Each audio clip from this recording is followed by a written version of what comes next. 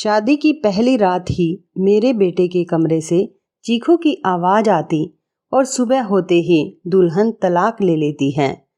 आज मेरे बेटे की दूसरी शादी थी। उसकी पहली शादी का क्या हुआ, मैं उसे भूल जाना चाहती थी क्योंकि वो बड़ी ही अजीब घटना थी। लेकिन आज उसकी दूसरी शादी थी। मुझे यकीन था कि वह मेरे बेटे का ख्याल जरूर रखेगी। मेरा बेटा बहुत कमा रहा था, अच्छा और बहुत ही सुंदर था। वह इस परिवार का एकमात्र वारिस था। सभी उसे प्यार करते थे, इसलिए किसी को भी ये बात अजीब नहीं लग रही थी कि उसकी दूसरी शादी इतनी जल्दी हो रही है। पर मेरा दिल धक धक कर रहा था। रात जैसे जैसे नज़दीक आ रही थी, मेरा दिल भी उतना ही तेजी से धड़क रहा था और मैं चिंतित हो रही थी। मेरी बेटी को भी इस बात का पता था और वो भी मेरी ही तरह चिंतित थी।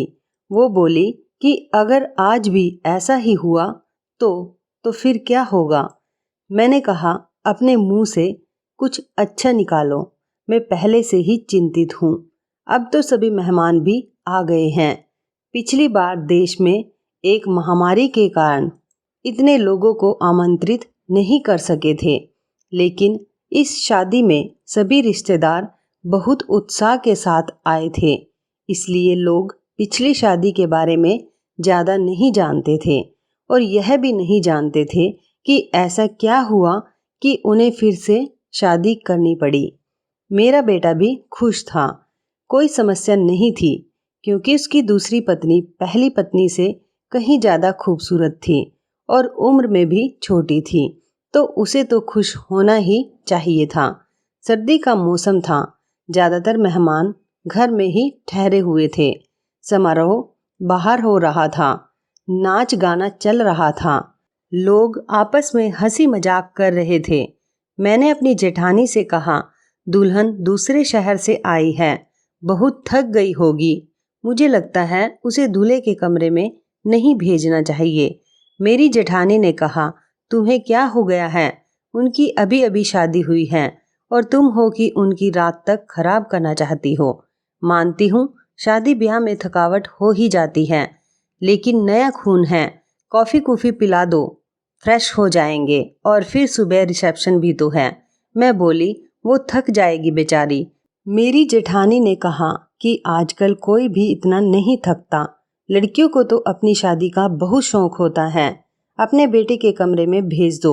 अब रात के 12 बज गए हैं। सुबह उठकर तैयार भी तो होना है। मुझे नहीं पता कि तुम इतना टाइम क्यों लगा रही हो। सभी रस्में हो चुकी हैं। हर कोई नाच गाकर थक गया है। बेचारी दुल्हन भी कमरे में जाना चाहती है। मेरी जेठानी तो वैसे भी बाल की खाल निकालने में माहिर थी। सबसे बड़ी थी, इसलिए सोचा इनसे सलाह मशवरा कर लूं।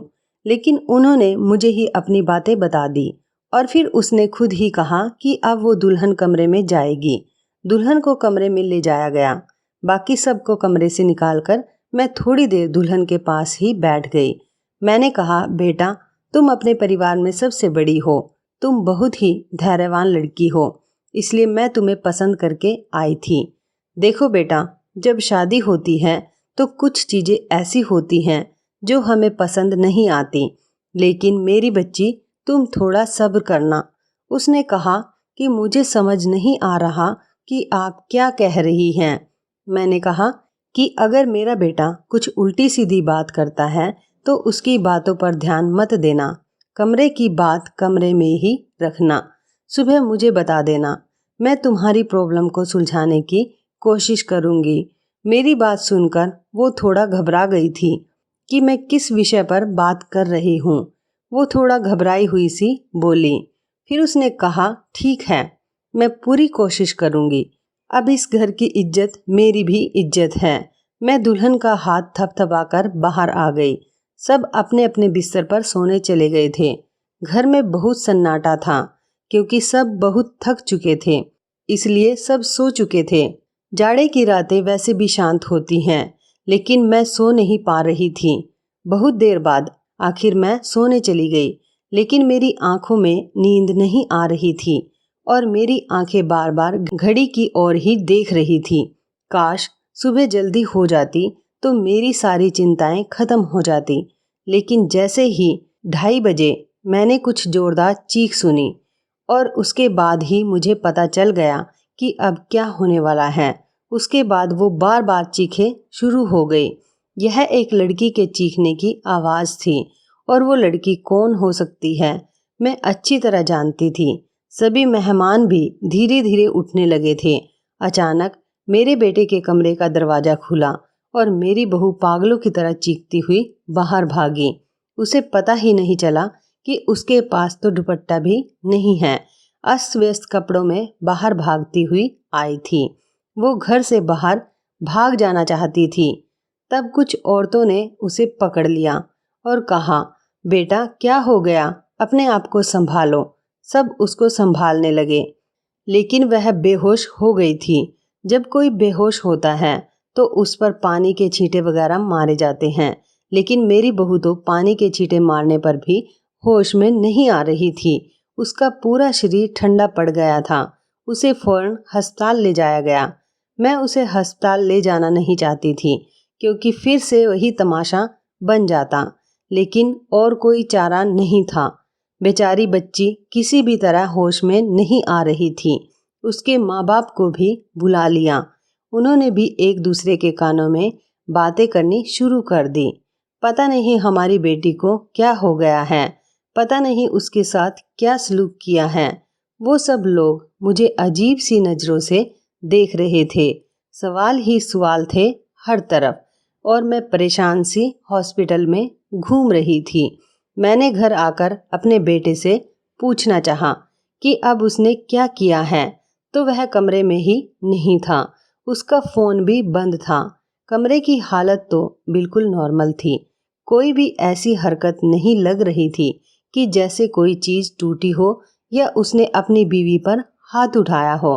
लोगों के सवालों से बचने के लिए शायद मेरा बेटा अरविंद कहीं चला गया था। फिलहाल तो मुझे बहू की फिक्र थी। मैं वापस आ गई। 2 से 3 घंटे में अस्पताल वालों ने मेरी बहू को छुट्टी दे दी।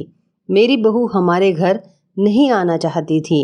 वो बहुत ज़्यादा घबराई हुई थी, लेकिन उसकी माँ ने उसे समझाया कि तुम्हारे ससुराल ही चलते हैं, नहीं तो लोगों को मैं क्या जवाब दूंगी। लोग तरह तरह की बातें बनाएंगे। मैंने भी अपनी बहू को समझाया कि बेटा सुबह मुंह दिखाई की रस्म पूरी हो जाए फिर अपनी माँ के घर चली जाना, मैं तुम्हें नहीं रोकूंगी। मेरी बात सुनकर मेरी बहू गुस्से में आ गई और बोली, भाड़ में गई आपकी रस्में। मैं आपके घर में एक पल के लिए भी नहीं रहूंगी। मैं अपने घर जाऊंगी और मुझे अपने घर जाने से ना कोई समाज रोक सकता है ना कोई कानून। मैं एक पढ़ी लिखी लड़की हूँ और मुझे अपनी ज़िंदगी अपने तरीके से जीने का हक है। मुझे आपके बेटे के साथ एक पल भी नहीं रहना। मेरी बहू ने अपना फैसला सुना दिया था। मैं चुपचाप आंखों में आंसू लिए उसे देखती रही। ये तो पहले भी हो चुका था जब अरविंद की पहली शादी हुई थी। मेरी पहली बहू के साथ भी वही हुआ था। वो मेरी पसंदीदा लड़की थी। वो मेरी बेटी की दोस्त थी और वो उसे बहुत पसंद करती थी। वो उसे बहुत खुशी के साथ घर लेकर आई थी। इन लोगों ने हमारा बहुत सहयोग किया था। वो एक अमीर पिता की बेटी थी।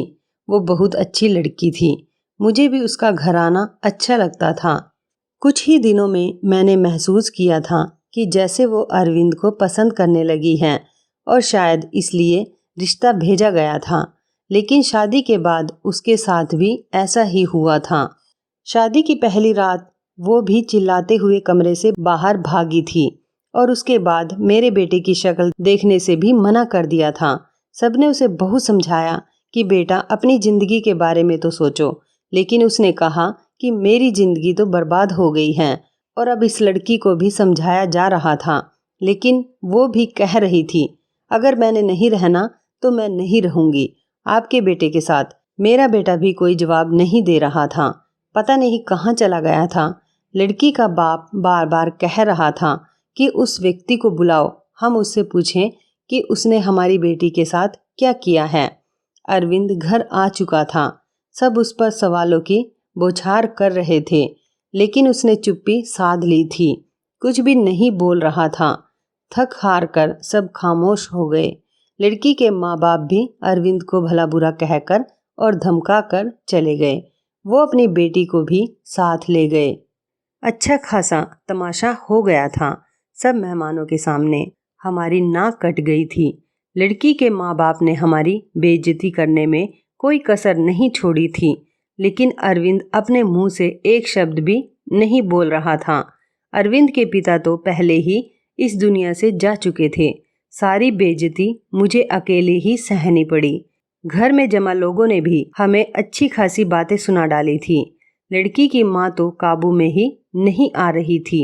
वो बहुत चीख चीख कर मुझे भला बुरा कह रही थी, लेकिन उसमें उस बेचारी की क्या गलती थी। आखिर उसकी बेटी की जिंदगी तबाह हो गई थी। आज खुद को बहुत अकेला महसूस कर रही थी मैं। काश अरविंद के पिता होते तो इतनी जल्दी हिम्मत न हारती। लोगों के तानों को मैं अकेले ही सुनती रही। अरविंद बड़ा था। अरविंद से छोटी मेरी एक बेटी थी जो कॉलेज में पढ़ती थी। सब लोग आपस में कानाफूसी कर रहे थे। अरविंद को लेकर तरह तरह की कहानियां बनाई जा रही थी। कोई कह रहा था पता नहीं शायद अरविंद पागल है, तो कोई कह रहा था लगता है अरविंद दिमागी मरीज है, तो कोई कह रहा था पता नहीं उसने नई दुल्हन के साथ ऐसा क्या किया कि वो इतना ज़्यादा डर गई।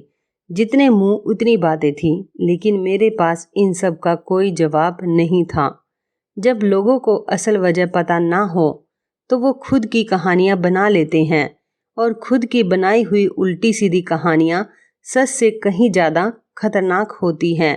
लेकिन समस्या तो यह थी कि सच तो मुझे भी नहीं पता था कि ऐसा क्या हुआ था कि सुहाग रात को ही मेरी बहुएं मेरे बेटे के कमरे से चीखती हुई भागती थी। उस लड़की ने भी तो मुझे कुछ नहीं बताया था। मैंने खुद ही अपने मन में सोचा, हो सकता है उसने अपने माँ बाप को कुछ बताया हो। सच जानने के लिए मैंने उनके घर फ़ोन कर दिया।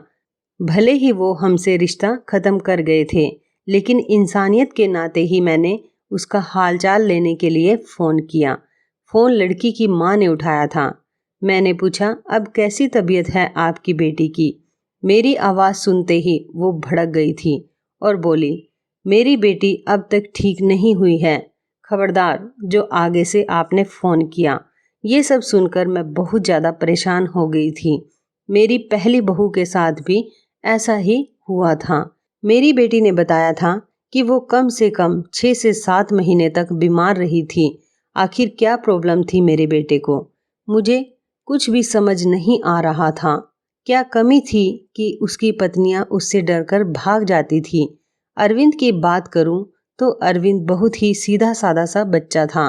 बचपन से ही कम बोलने वाला था, लेकिन उसके अंदर कोई भी हरकत ऐसी नहीं थी जो एबनॉर्मल होती। अरविंद मेरी पहली संतान थी। हमने उसे बहुत ही लाड प्यार से पाला था, लेकिन हमारे इतना लाड प्यार देने से भी वो बिगड़ा नहीं था। हाँ, उसे अपनी सुंदरता पर घमंड जरूर था। वो कहता, मेरी खूबसूरती और स्मार्टनेस के आगे सब पानी भरते हैं। उसको पहनने ओढ़ने का बहुत शौक था। अच्छे अच्छे ब्रांडेड चीज़ें पहनता। पढ़ाई में भी अच्छा था। नौकरी भी टाइम से कर ली थी। अपनी बहन के लिए भी एक जिम्मेदार भाई था। अपनी बहन श्रुति को कॉलेज लेकर जाता और वापस से लेकर घर आता। घर में खर्च के लिए पैसे भी देता। कभी मुझसे ऊंची आवाज़ में बात नहीं करता। उसके दोस्त भी कोई ऐसे नहीं थे जो मैं कहती ये गलत संगत में पड़ गया है। कोई नशा वगैरह भी नहीं करता था।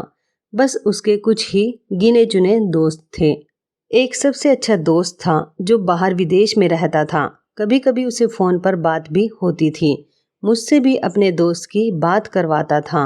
कभी कभी मुझसे कहता, मम्मी हम ना श्रुति की शादी इसी से कर देंगे, बहुत ही अच्छा लड़का है। कुल मिलाकर सब कुछ नॉर्मल ही था। लेकिन ये जो 2 बार हुआ ये बिल्कुल भी नॉर्मल नहीं था। पता नहीं मेरे बेटे में क्या कमी थी। ऐसा क्या करता था अपनी पत्नियों के साथ कि वो भाग जाती थी। दिन धीरे धीरे आगे सरकते गए। अरविंद थोड़ा नॉर्मल हो चुका था। अब वो घर में थोड़ी बहुत तो बातें भी करने लगा था। इस बार मैंने सोचा कि अरविंद की तीसरी शादी कराऊं और ऐसी लड़की से कराऊं जो मुझे बताए कि आखिर सुहागरात के कमरे में अरविंद ऐसा क्या करता है कि दुल्हन भाग जाती है। अरविंद की दूसरी दोनों पत्नियों से तलाक हो चुका था। मैं ये भी चाहती थी कि ये जो बहू आए वो मेरे घर में ही रहे, यहाँ से भाग कर ना जाए। मैं किसी की ज़िंदगी बर्बाद करना नहीं चाहती थी, क्योंकि मैं भी एक बेटी की माँ थी और मैं ये अच्छी तरह से जानती थी कि तलाक का धब्बा एक लड़की के लिए कितनी बड़ी बदनामी होता है। मैं बहुत सोच विचार के बाद इस नतीजे पर पहुंची कि हमारे अरविंद की शादी एक शादीशुदा औरत से करवाऊंगी, जिसकी पहले से ही शादी हो चुकी हो और वो तलाकशुदा हो या फिर विधवा हो। और जल्दी ही मुझे ऐसी लड़की मिल भी गई। लड़की वालों को भी शादी की जल्दी थी, इसलिए उन्होंने भी ज़्यादा छानबीन नहीं की। लड़की कम उम्र की थी, लेकिन बहुत ज़्यादा सुंदर नहीं थी। बस वो ठीक ठाक थी, दुबली पतली और सामान्य से नाक नकश की लड़की थी। मैंने लड़की वालों को बताया कि मेरे बेटे की एक शादी हो चुकी है और मेरे बेटे की पत्नी कुछ ही समय रही थी, फिर वो छोड़कर चली गई थी। थोड़ा बहुत झूठ बोलना पड़ा, क्योंकि सच बताने की स्थिति में मैं बिल्कुल नहीं थी। लड़की वाले शादी के लिए राजी हो गए थे। मैंने अरविंद को लड़की की फ़ोटो दिखाई तो उसने शादी से साफ इनकार कर दिया। बोला, मुझे नहीं करनी शादी, इतनी आम सी शक्ल सूरत की लड़की है, मुझे इससे शादी बिल्कुल नहीं करनी। अरविंद की बात सुनकर मैंने उसे डांटते हुए कहा था, चुप हो जा, जिस तरह की तेरी हरकतें हैं उन हरकतों के चलते तो तेरी कभी भी शादी नहीं होनी चाहिए। लेकिन मैं एक माँ हूँ ना, इसलिए सोचती हूँ कब तक बैठी रहूँगी और तेरा ध्यान रखूँगी। मेरे जाने के बाद कोई तो ऐसा हो जिसके साथ तू अपनी ज़िंदगी गुजार सके। बोलते बोलते मेरी आंखों में आंसू आ गए। मेरी आंखों में आंसू देखकर अरविंद चुप हो गया, शादी के लिए रजामंदी दे दी और उठकर कमरे में चला गया। कहीं ना कहीं अरविंद के दिल में चोर जरूर था, वो मुझसे नजरें चुरा रहा था। लेकिन इस बार मैंने भी तय कर लिया था कि मैं सच जानकर रहूंगी। मैंने पहले ही सोच लिया था कि इस बार मैं लड़की को अपने भरोसे पर लेकर आऊंगी, लेकिन उसे ये नहीं बताऊंगी कि पहले उसकी पत्नियां डर कर भाग गई थी। उसे प्यार से समझा दूंगी, उसे भरोसा दिलाऊंगी कि अगर कुछ ऐसी वैसी बात है तो मुझे बताए, मैं उसकी समस्या का समाधान करूंगी। पर इस बार शादी का प्लान बहुत ही सादगी से करने का था और फिर मैंने बहुत ही सादगी से अरविंद की शादी कर दी। लड़की का नाम रश्मि था, बहुत ही प्यारी बच्ची थी। मेरी बेटी ने मना भी किया था कि मम्मी रहने दे, भाई को भाई के हाल पर छोड़ दें, लेकिन मैंने उसे समझाया था कि बेटा, हो सकता है तेरे भाई के साथ ही कुछ मसला हो जिसे सुलझाना हमारा फर्ज है। खैर, शादी निपट गई। इस बार मैंने ज़्यादा मेहमानों को नहीं बुलाया था। घर में कुछ ही मेहमान थे जो कि मेरे रिश्तेदार नहीं बल्कि कुछ जानने वाले थे। मेरी कुछ सहेलियां वगैरह थीं और उनके परिवार वाले थे। रश्मि को मैं अरविंद के कमरे में ले गई। उसे बेड पर बिठाते हुए मैंने रश्मि का हाथ अपने हाथों में लिया और उसे हल्के से दबाते हुए बोली, रश्मि बेटा, तुमसे बहुत ही ज़रूरी बात करनी है, बहुत ही ध्यान से मेरी बात सुनो। रश्मि आश्चर्य से मुझे देखने लगी कि भला ऐसी कौन सी ज़रूरी बात है जो अभी करनी है। मैंने रश्मि को समझाते हुए कहा, बेटा अरविंद इस शादी के लिए राजी नहीं था। बहुत ही मुश्किल से मैंने उसे शादी के लिए तैयार किया है। हो सकता है मेरा बेटा कुछ अजीबोगरीब हरकतें करे, हो सकता है तुम्हें डराने की कोशिश करे जिससे कि तुम उसे छोड़कर भाग जाओ। लेकिन बेटा, तुम्हें डरना नहीं है। जो भी हो तुम्हें सब कुछ मुझे बता देना है। बस तुम्हें उसके डराने धमकाने में या उसकी बातों में आने की जरूरत नहीं है। रश्मि ने मेरी बातों को सुनकर हाँ में सिर हिला दिया था। मैं थोड़ी संतुष्ट हुई थी और रश्मि को आराम करने का बोलकर बाहर आ गई। मैं अपने कमरे में नहीं गई, मैं बाहर सोफे पर ही लेट गई। श्रुति, मेरी बेटी को मैंने उसके कमरे में भेज दिया कि तुम जाओ, सो जाओ, बहुत रात हो चुकी है। श्रुति कमरे में जा चुकी थी, लेकिन जाते जाते उसने कहा था कि मम्मी जी, आप जो भी कर रहे हैं गलत कर रहे हैं। आप हर समस्या का हल सिर्फ शादी ही समझती हैं। आपको किसी की बेटी की ज़िंदगी को यूं बर्बाद नहीं करना चाहिए। श्रुति जा चुकी थी और मैं सोफे पर लेटी दिल ही दिल में अपने भगवान को याद कर रही थी और दुआ मांग रही थी कि हे भगवान, यह रात अच्छे से बीत जाए। बहुत ही खामोशी थी। ऐसा लग रहा था जैसे तूफान से आने की पहले की खामोशी हो। घड़ी की टिक टिक भी मेरे सिर पर हथौड़े की तरह लग रही थी। मैं अपने भगवान को मनाने में लगी हुई थी कि तभी वही हुआ जिसका मुझे डर था। रश्मि चीखते हुए बाहर आई थी और पागलों की तरह घर के बाहर भाग जाना चाहती थी। मैंने जैसे तैसे करके उसे बाहर गेट के अंदर लिया था। मैंने उसे जैसे तैसे समझाकर थोड़ा शांत किया था।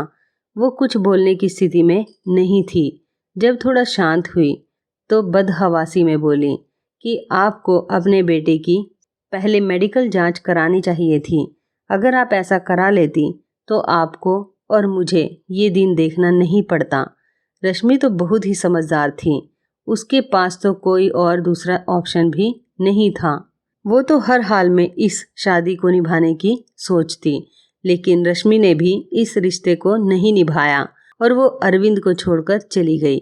दूसरे दिन ही रश्मि के घर से फोन आया कि अपने बेटे से कहकर हमारी बेटी को तलाक दिलवा दो, नहीं तो हम यह काम अदालत से भी कर सकते हैं। मैं सदमे की हालत में फ़ोन पकड़े वहीं सोफे पर बैठ गई। यानी कि अब अरविंद को कोई मजबूरी में भी अपनाने के लिए तैयार नहीं था। पहले जो बहू दिलाई थी वो अमीर घराने की और सुंदर पढ़ी लिखी थी, लेकिन रश्मि तो विधवा थी, गरीब घराने की थी और बहुत ज़्यादा सुंदर भी नहीं थी। रश्मि को मैंने पहले ही सब कुछ समझा भी दिया था और तब भी वो इतना ज़्यादा बदहवास हो गई थी। आखिर ऐसी क्या कमी थी मेरे बेटे में? हम जो जेवरात दुल्हन को देते थे, दुल्हन के घर वाले शादी के दूसरे ही दिन वापस कर देते थे। मैं तो दहेज भी नहीं लेती थी। फिर आखिर ऐसा क्या था कि ऐसे खूबसूरत पढ़े लिखे और अमीर लड़के को छोड़कर भी लड़कियां भाग जाती थी? मेरा दिमाग सोच सोच कर फटा जा रहा था। कैसे पता लगाऊं कि आखिर बात क्या है? अरविंद भी अपने मुंह से कुछ कहने को तैयार नहीं था। जब भी इस बारे में कुछ बात करने की कोशिश करती, उठकर बाहर चला जाता। मुझे बात करने का मौका ही नहीं देता। लेकिन अब मैं हर वक्त अरविंद पर नज़र रखने लगी थी। उसकी एक एक हरकत पर ध्यान देती। शायद कुछ तो ऐसा सबूत मिले जिससे मैं सुराग लगा सकूं, सच जान सकूं कि आखिर सच्चाई क्या है। लेकिन उसके हाव भाव से कभी ऐसा लगा ही नहीं कि उसमें कुछ एबनॉर्मल भी है। एकदम नॉर्मल लड़कों की तरह था, जैसे और लड़के होते हैं। मुझे कोई भी रास्ता दिखाई नहीं दे रहा था। एक दिन तंग आकर मैंने अरविंद के दोस्त को फ़ोन लगाया, उसी विदेश में रहने वाले दोस्त को। मैंने पूछा, नितिन, तुम अरविंद के इकलौते दोस्त हो जिससे अरविंद अपने दिल की सारी बातें करता है। मुझे अरविंद के बारे में सब कुछ बताओ। उसने अपने जीवन के बारे में तुम्हें जरूर कुछ ना कुछ बताया होगा। लेकिन यह सुनकर तो मैं हैरान हो गई कि उसने अपने दोस्त को अपने बारे में कुछ भी नहीं बताया था। और बस यही बात मुझे बहुत अजीब लगी कि उसने अपने दोस्त को ये भी नहीं बताया कि मेरी 3 शादियां हो चुकी हैं और मेरी तीनों पत्नियां मुझे छोड़कर भाग गई हैं। लेकिन उसने ये बात अपने दोस्त को भी नहीं बताई, जो कि उसका सबसे अच्छा दोस्त था। ये मुझे काफ़ी अजीब लग रहा था, लेकिन शायद उसने नहीं बताया हो क्योंकि वो शर्मिंदा होना नहीं चाहता होगा। शादी की रात ही पत्नी का भाग जाना, वो भी 3-3 पत्नियों का। धीरे धीरे 6 महीने और गुजर गए। घर में सब कुछ नॉर्मल चल रहा था, लेकिन अरविंद को लेकर मैं बहुत ज़्यादा परेशान थी। ऐसा क्या था जो दुल्हन शादी की रात को ही भाग जाती थी? मैंने एक बार फिर से अरविंद की शादी के लिए सोचा और इस बार मैंने ठान लिया था कि सच्चाई जानकर ही रहूंगी। इस बार मैंने लड़की को सब कुछ बता दिया, कुछ भी नहीं छुपाया। और लड़की भी किसी ऐसे घर से लाई थी जिसे शादी की सख्त जरूरत थी, क्योंकि ये लोग बहुत ही गरीब थे और उसके घर में उसके 2 छोटे भाई थे।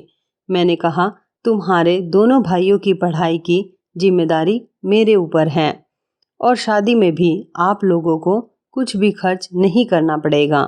लड़की को तो मैंने राजी कर लिया था, लड़की के माँ बाप भी राजी हो गए, लेकिन मैंने ये बातें लड़की के माता पिता को नहीं बताई थी। बस वो लड़की को बता दी थी। लड़की थोड़ी घबराई हुई थी क्योंकि मैंने शादी से पहले ही सारी बातें लड़की को समझा दी थी। पहले तो वो बहुत ज़्यादा डर गई, फिर खुद को संभालते हुए बोली कि कुछ भी हो, मैं इस शादी के लिए तैयार हूँ। अगर मेरे थोड़े से त्याग से मेरे भाइयों की ज़िंदगी बनती है तो उसमें बुराई क्या है। जो कुछ भी होगा उसे सहन करूँगी, और वैसे भी सारे समझौते औरतों को ही तो करने पड़ते हैं। लड़की, जिसका नाम सुमन था, भले ही गरीब घर की थी, लेकिन बहुत ही संस्कारी और समझदार लगी। मुझे दिल ही दिल में खुशी हुई कि अगर सुमन मेरी बहू बनती है और मेरे घर में टिकी रहती है तो यह मेरे लिए बहुत ही सौभाग्य की बात होगी। संस्कारी होने के साथ साथ सुमन बहुत ही खूबसूरत भी थी। इस बार शादी मंदिर में हुई थी। सब कुछ ठीक था, और हैरानी की बात तो यह थी कि रात भी गुजर चुकी थी और सुबह हो चुकी थी। सुबह होते ही मैंने कमरे का दरवाज़ा खटखटाया, लेकिन किसी ने दरवाज़ा नहीं खोला। मैं बहुत परेशान थी, कोई दरवाज़ा नहीं खोल रहा था। थोड़ी देर बाद कमरे की दूसरी चाबी लेकर आई और मैंने खुद ही दरवाज़ा खोला। कमरे के अंदर का दृश्य देखकर मेरी चीख निकल गई, क्योंकि मेरी बहू बेहोश पड़ी थी। अरविंद कमरे में कहीं भी नज़र नहीं आ रहा था, शायद बाथरूम में था।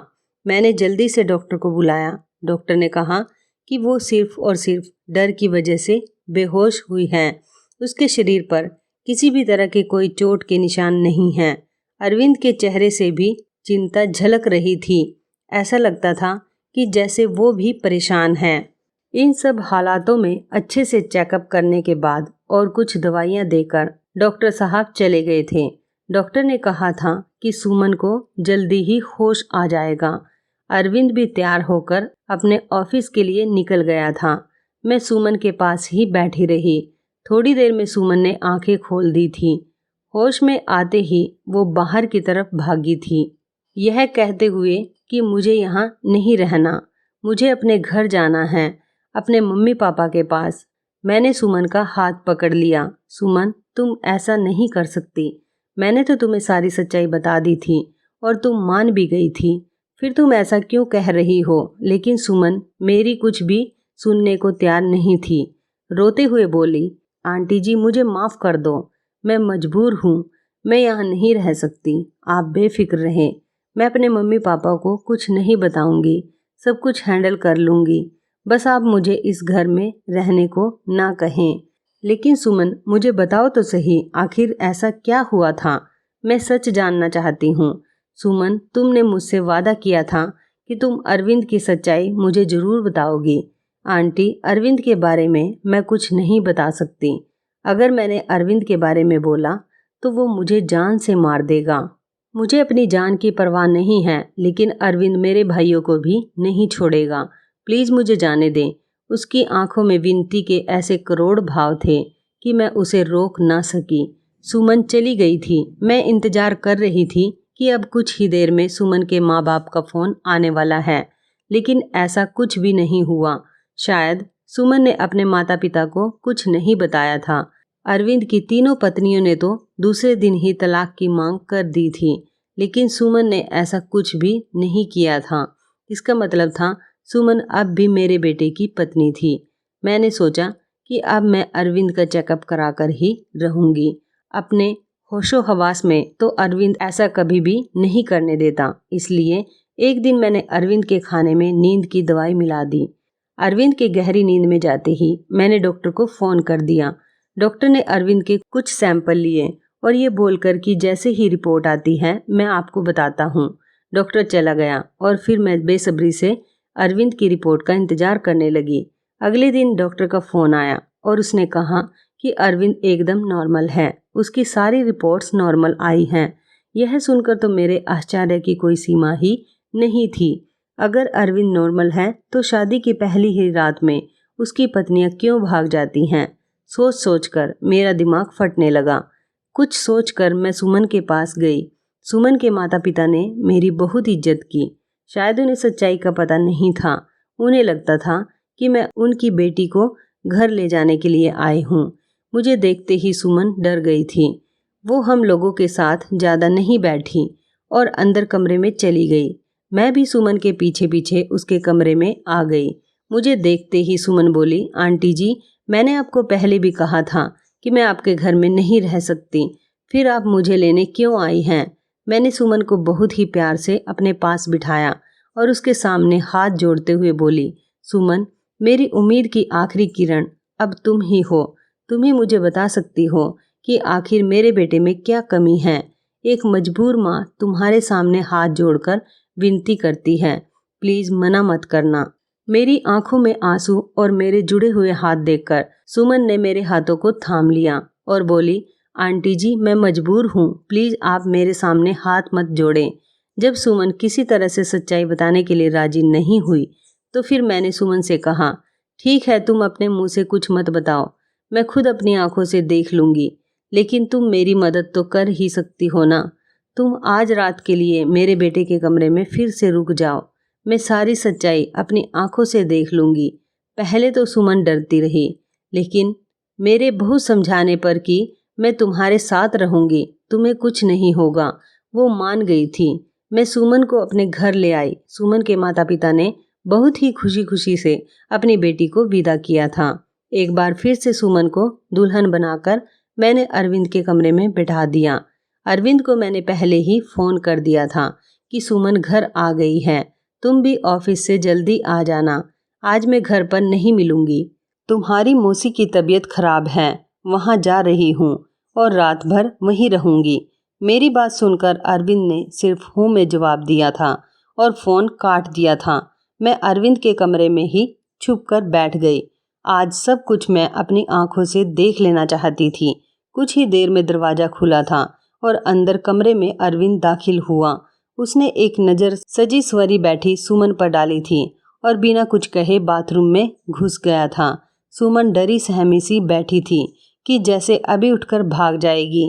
मैं भी सांस रोकने वाली सिचुएशन के लिए खुद को तैयार कर रही थी कि तभी अचानक बाथरूम से किसी औरत के चीखने की आवाज़ें आने लगी। आवाज़ें सुनते ही सुमन बेड से नीचे उतरकर खड़ी हो गई थी। डर से वो थर-थर कांप रही थी। मैं भी हक्का बक्का सी खड़ी थी। अंदर तो अरविंद गया था, फिर ये औरत की आवाज़ क्यों? तभी अरविंद बाहर निकला और अरविंद को देखते ही मैं बेहोश होते होते बची। उसने अपना हुलिया एकदम से बदल लिया था। उसने औरतों जैसे कपड़े पहन रखे थे, बहुत ही बेहुदा सा, या यूँ कहिए कि बहुत ही डरावना सा मेकअप कर रखा था। आंखों में जैसे खून उतरा हुआ था। आवाज़ भी लड़की की तरह ही निकाल रहा था। तुमसे मना किया था कि मेरी ज़िंदगी में दोबारा मत आना, तुमने मेरी बात नहीं मानी। अब तुम अपनी मौत की खुद जिम्मेदार होगी। बहुत ही भयानक हंसी हंसता हुआ अरविंद सुमन की तरफ बढ़ा था। सुमन चीखें मारती हुई मेरे पास आ गई थी। मैं भी बाहर आ गई थी और अरविंद को रोकने की कोशिश कर रही थी। अरविंद, क्या हो गया है तुम्हें? तुम होश में तो हो? अरविंद ने मुझे जोर से धक्का दिया था। कौन अरविंद? परमिला नाम है मेरा। मौका देखकर सुमन कमरे से भाग गई थी। इससे पहले अरविंद फिर से मेरे पास आता, मैं भी कमरे से बाहर निकली और कमरे को बाहर से बंद कर दिया। अरविंद की भयानक हंसी मुझे बाहर तक सुनाई दे रही थी। मैंने डरी सहमी सुमन को अपने सीने से लगा रखा था। हालांकि मैं खुद भी बहुत ज़्यादा सकते में थी और डरी हुई थी। आंटी जी, मुझे नहीं मरना है, अरविंद मुझे जिंदा नहीं छोड़ेगा। उसने मुझसे कहा था अगर मैंने किसी को कुछ बताया तो वो मुझे मार डालेगा, साथ में मेरे भाइयों को भी। मुझे और मेरे भाइयों को बचा लो आंटी जी, कुछ नहीं होगा। सुमन, शांत हो जाओ, मैं सब कुछ संभाल लूँगी। मेरा दिमाग थोड़ा थोड़ा काम करना शुरू किया तो सबसे पहले ख्याल मेरे दिल में यही आया कि शायद अरविंद पर किसी भूत का साया है। सुमन को मैंने अपने रूम में ही सुला दिया था। सुबह उठते ही सबसे पहले मैंने अपने फैमिली डॉक्टर को फ़ोन किया था। 8 बजे डॉक्टर हमारे घर पर थे। मैंने उन्हें सारे हालात से अवगत कराया। साथ ही मैंने डॉक्टर से ये भी कहा कि मुझे लगता है अरविंद पर किसी भूत का साया है। मेरी बात सुनकर डॉक्टर ने कहा था, मुझे नहीं लगता ये किसी भूत का साया है, मुझे तो अरविंद एक दिमागी मरीज लगता है, उस पर पागलपन के दौरे पड़ते हैं। ऐसे मरीज किसी मूवी या किसी कहानी में डूब जाते हैं और उसी के करैक्टर में खुद को उतार लेते हैं। लेकिन आप टेंशन ना लें, इस मर्ज का इलाज है। अपनों के प्यार से और कुछ दवाइयों के जरिए मरीज ठीक हो जाता है। थोड़ा टाइम लगता है लेकिन मरीज पूरी तरह से ठीक हो जाता है। नई दुल्हन को देखकर अरविंद पर पागलपन के दौरे पड़ते हैं और ये दौरे अरविंद को क्यों पड़ते हैं, इसका सुराग उसके कमरे से ही मिलेंगे। एक बार सुराग हाथ लग जाएगा तो उसका इलाज हम अच्छे से कर सकेंगे। डॉक्टर मुझे तसल्ली देकर चले गए थे। सुमन जा चुकी थी। रात से थोड़ा सामान्य लग रही थी। मैंने उसे नाश्ता कराया। नाश्ता करते हुए सुमन बोली कि मुझे लगता है अब मुझे अपने घर चले जाना चाहिए। सुमन के सर पर प्यार से हाथ फेरते हुए मैं बोली, सुमन बेटा, सबसे पहले तो तुम मुझे आंटी कहना बंद करो, तुम मुझे मम्मी जी कहो। और दूसरी बात, अब यही तुम्हारा घर है। इतना सब कुछ अपनी आंखों से देखने के बाद भी आप ये कैसे कह सकती हैं? सुमन ने हैरानी से पूछा। मैंने सुमन से कहा, अभी डॉक्टर से मेरी बात हुई है। अरविंद बिल्कुल ठीक हो जाएगा, बस उसे थोड़े से प्यार और थोड़ी सी देखभाल की जरूरत है, जो हम दोनों मिलकर उसे देंगे। मेरा यकीन करो, अरविंद बहुत ही अच्छा लड़का है, तुम्हें बहुत ही प्यार से रखेगा। मेरे बहुत देर तक समझाने पर और अपने माँ बाप के हालात को देखते हुए सुमन राजी हो गई थी। मैंने बहुत ही प्यार से सुमन से कहा था, सुमन बेटा, अब तो एक बार मुझे मम्मी जी कहो। और सुमन ने मुस्कुराते हुए मुझे मम्मी जी कहा था, जिसे सुनकर मेरे दिल में ठंडक उतर गई थी। मुझे उम्मीद की किरण नजर आई थी कि मेरा बेटा ठीक हो जाएगा, उसका भी घर बस जाएगा। 10 बजे के करीब अरविंद के दरवाजे पर खटखट की आवाज हुई थी। मैंने कांपते हाथों से दरवाजा खोला था। सुमन को मैंने अपने कमरे में भेज दिया था। अरविंद एकदम तरोताजा तैयार खड़ा था। मुझे देखते ही नाराजगी से बोला, क्या मम्मी जी, मेरा दरवाजा बाहर से बंद किसने कर दिया? मुझे ऑफिस के लिए लेट हो रहा है। मैंने एकदम नॉर्मली ही बात की थी। बोली, पता नहीं बेटा कैसे बंद हो गया, चलो तुम नाश्ता कर लो। मैंने उस पर कुछ भी जाहिर नहीं होने दिया। अरविंद ने नाश्ता किया और ऑफिस के लिए निकल गया।